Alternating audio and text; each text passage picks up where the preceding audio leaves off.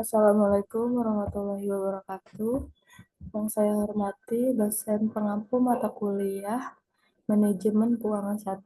Di sini saya Deni Aprianti akan mempresentasikan mengenai tugas analisis fundamental laporan keuangan.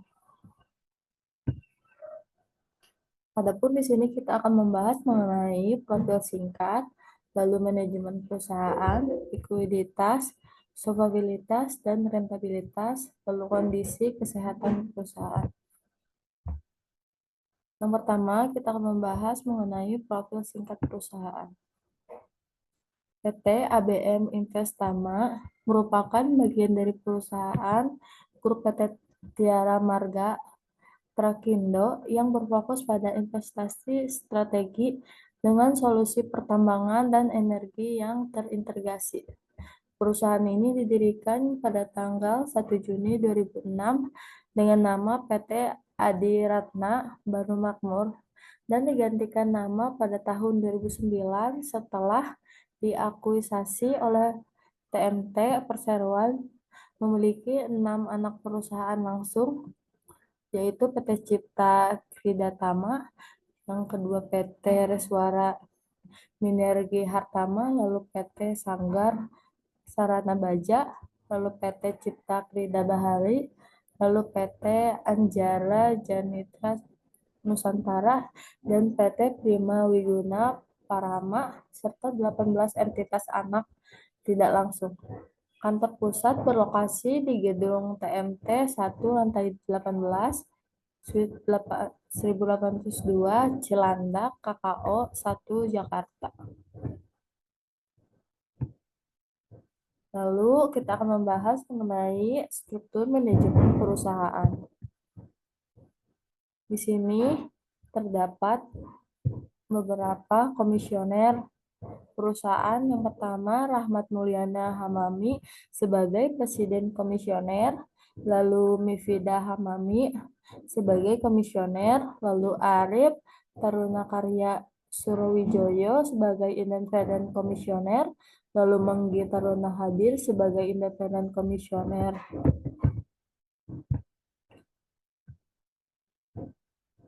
Lalu di sini adalah susunan direktur. Ada Ahmad Ananda Jana Negara sebagai Presiden Direktur, lalu Haris Mustarto sebagai Direktur, lalu Periwan Minarta sebagai Direktur, lalu Hans Christian Manue sebagai Direktur, lalu Doni Samsuryanto sebagai Chief Information Office, lalu Roni Setiawan sebagai Chief Information Office. Lalu kita akan membahas mengenai bagaimana kondisi likuiditas, solvabilitas, dan rentabilitas perusahaan. Apa itu likuiditas? Likuiditas mengukur kemampuan perusahaan untuk memenuhi kewajiban jangka pendeknya. Rasio likuiditas yang sering digunakan adalah current ratio dan quick ratio. Salah satu keunggulan dalam menggunakan suatu current asset dan current liabilitas adalah karena nilai buku dan nilai pasar akun-akun ini juga memungkinkan besar sama sehingga dapat langsung digunakan. Kita akan menghitung mengenai current ratio per 30 Juni 2022. Di sini 705.742.689 dolar dibagi 371.391.759 yang menghasilkan adalah 1,90.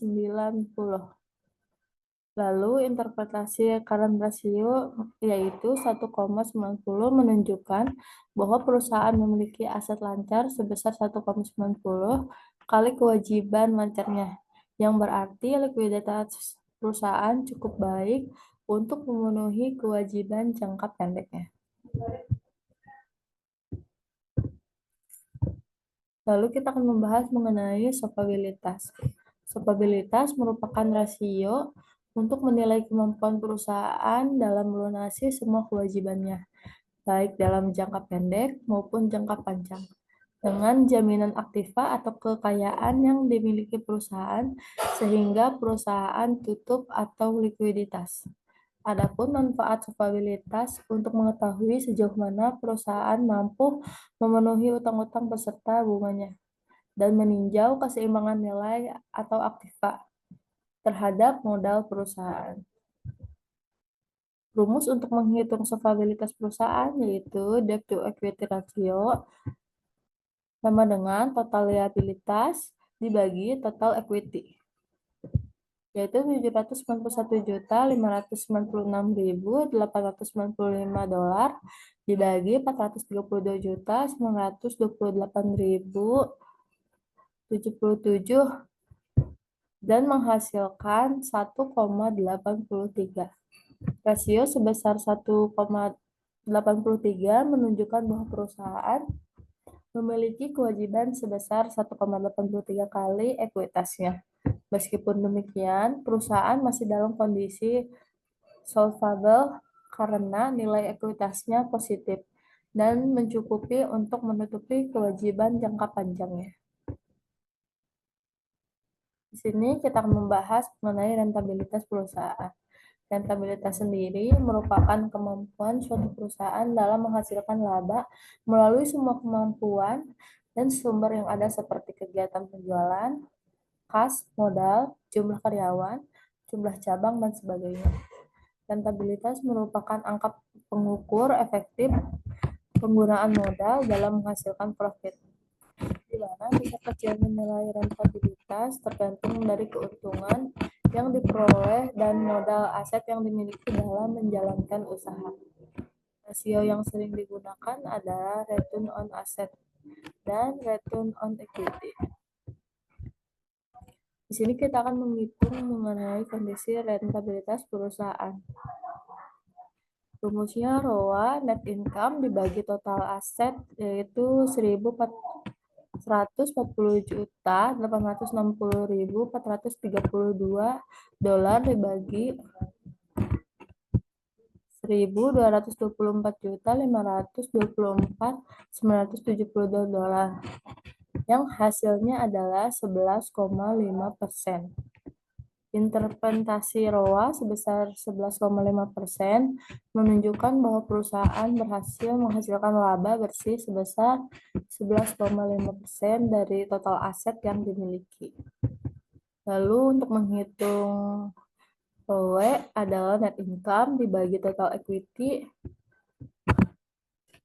itu 140.860.432 dolar dibagi 432.928.077 dolar, yaitu hasilnya 32,5%. 32,5% menunjukkan bahwa perusahaan mampu memberikan pengembalian sebesar 32,5% dari ekuitas yang dimiliki oleh pemegang saham. Lalu kita akan membahas mengenai bagaimana kondisi kesehatan perusahaan. Di sini merupakan laporan neraca per 30 Juni 2022. Total aset perusahaan adalah 1.224.524.972 dengan total liabilitasnya 791.596.895 dolar dan total ekuitasnya 432.928.077 dolar. Hal ini menunjukkan bahwa kondisi perusahaan memiliki aset yang cukup besar untuk menutupi liabilitasnya, sehingga perusahaan berada dalam kondisi yang sehat secara umum. Lalu untuk mengenai laporan laba ruginya per 30 Juni 2022, untuk periode 6 bulan terakhir pada 30 Juni 2022, perusahaan mencatat laba bersih sebesar 140.860.432 dolar. Hal ini menunjukkan kinerja operasional yang sangat baik, dengan meningkatkan laba yang signifikan dibandingkan periode yang sama pada tahun sebelumnya. Lalu untuk laporan arus kas, yaitu kas dan setara kas pada akhir periode adalah 291.753.960 dolar. Ini menunjukkan likuiditas yang kuat dan kemampuan perusahaan yang memenuhi kebutuhan kas operasional dan investasi. Arus kas operasi positif menunjukkan kemampuan perusahaan menghasilkan kas dan aktivitas operasionalnya.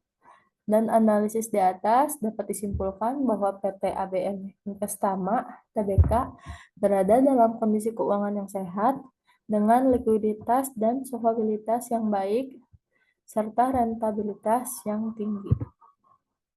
Berikut ini merupakan referensi yang saya gunakan untuk menunjang tugas ini.